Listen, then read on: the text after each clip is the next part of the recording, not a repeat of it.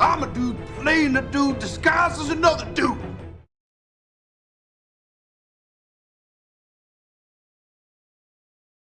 Hello collectors, and welcome to the Discount Action Figure Dude. I am your host, Christopher.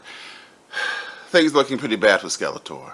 Things looking terrible for Skeletor, actually. As you well know, Skeletor is a terrible, terrible boss. He treats his employees like crap.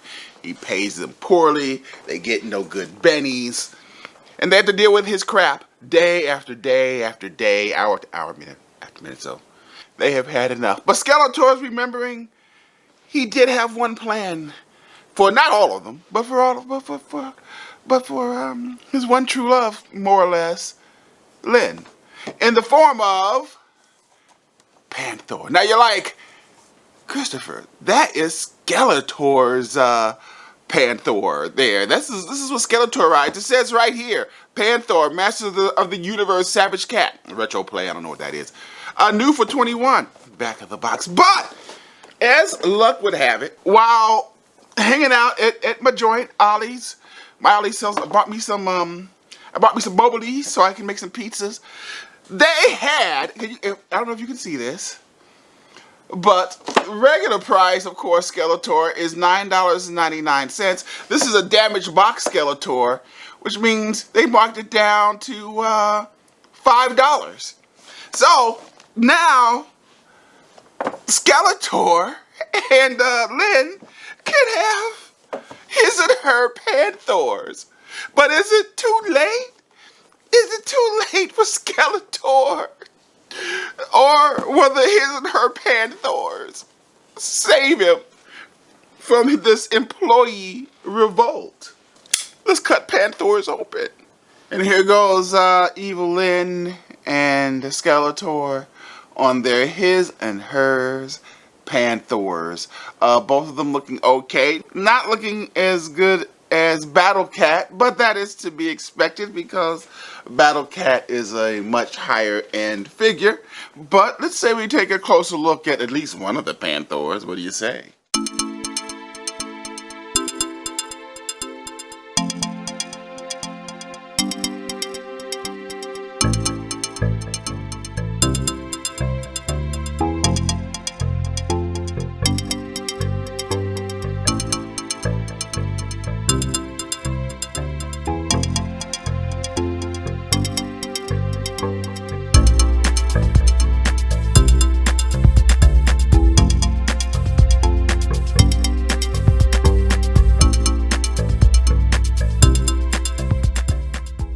So while Panthor is considerably smaller than Battle Cat / a Cringer, and less appointed, as you can see, Cringer has painted claws and stripes and all kinds of stuff. Their articulation, they still do pretty much the same thing. They both have articulated necks. As a matter of fact, Panthor's neck moves a little bit better than Battle Cat's, despite being a considerably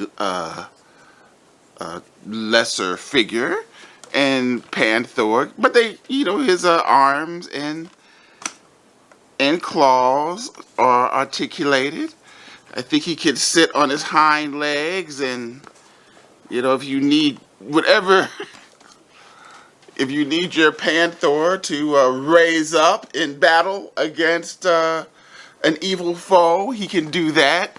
His mouth, of course, is articulated, as is Battle Cat, but again, a Battle Cat does have a better mouth, but is not as articulated as old Panthor here.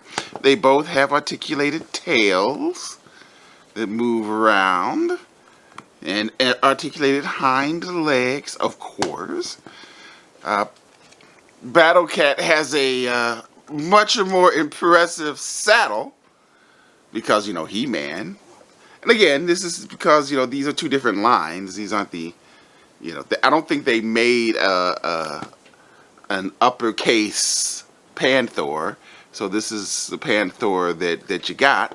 But fortunately, even though he is smaller than Battle Cat, when you stick Skelly on here, it looks like he fits pretty good. So, you know, you can't complain about that. He looks like he fits. I realize his head is cut off, but, you know, we're focusing on Panthor here. Skeletor is not the star of this show. It's Panthor, who is, you know, pretty vicious looking. With his solid, and he's purple, which matches the motif. Now Skelegod, on the other hand, is a pretty big dude. He's, as you can see, he is in real world. And if this was real world, he'd be like 1.5 feet taller than Skeletor. And Skelegod looks silly riding Panthor. In fact, Skelegod might look silly. You know. Nah, he looks okay on yeah, he looks okay on Battle Cat. He's still kind of big though. I mean, he is pretty big.